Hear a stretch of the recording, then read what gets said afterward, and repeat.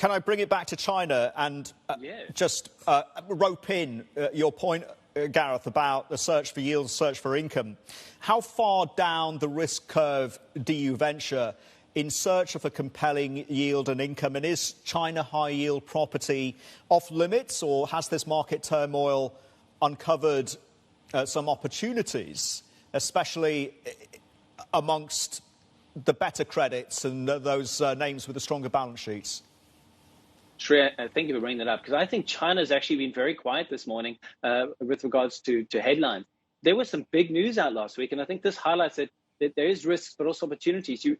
Evergrande and the debt restructuring is very close now. Arguably, the regulators came out and highlighted that we have a once-off, not a once-off, but this is a company that is of its own product that has mismanagement has caused this. But at the same time, they're clear that offshore investors, offshore bond investors will not get the same support that maybe they had in the past. And typical laws around restructuring will come into place. And I think that's going to put pressure on offshore bond markets for some time, particularly in the beginning of the year when there's a huge amount of issuance coming through. So whilst we think the risks have been factored in largely given the yield, we still want to remain relatively prudent. We don't want to go into the single Bs yet. Double Bs, high quality at the moment. We still think the worst is to come in China. Gareth, how do you approach emerging markets? You mentioned your home country, South Africa, which really is looking vulnerable at the sharp end of Omicron, of course. Then there's the idiosyncratic risk coming out of Turkey. We're going to be speaking to the Malaysian finance minister in a couple of minutes. How vulnerable are we looking out here in emerging market land, especially pre-taper and tightening, which could be aggressive? Are we going to see outflows? And where does the fiscal position remain the most precarious?